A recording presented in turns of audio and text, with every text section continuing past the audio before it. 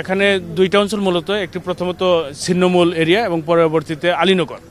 ছিন্নমূল যেখানে শেষ হয় এবং আলীনগর যেখানে শুরু, সেই জায়গাটাতে তারা সম্ভবত রাতের অন্ধকারে একটি বড় একটি ট্রাক সেটা অকেজু করে রাস্তা ব্লক করে রেখেছিল এবং তার ২০ গজ পরে ওখানে একটা রাস্তার উপরে নিচে খাল এবং উপরে উপরে কিছু স্ল্যাব লাগানো ছিল। সেটা তারা সম্প্রতি সম্ভবত ভোরবেলা কিংবা গত রাত্রে এই কালভার্টটি ভেঙে দিয়েছে, যাতে করে আমরা আইন শৃঙ্খলা রক্ষাকারী বাহিনীর কোনো গাড়ি যাতে কিংবা এই অভিযান যাতে ফলপ্রসূ না হয় তার বাধা সৃষ্টি করেছে।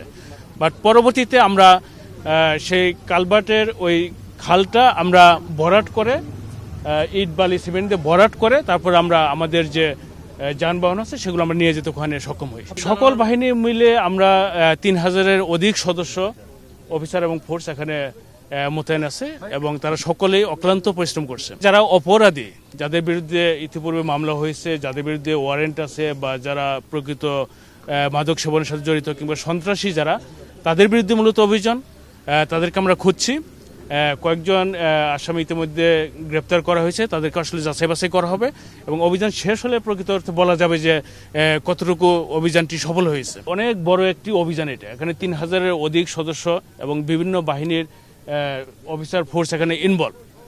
তো এখানে খবর যেতেই পারে, বাট আমরা চেষ্টা করেছি যাতে তারা খবর না পায়। এখানে আপনারা জানেন যে পুরো এলাকা সিসি ক্যামেরা দ্বারা নিয়ন্ত্রিত হয়।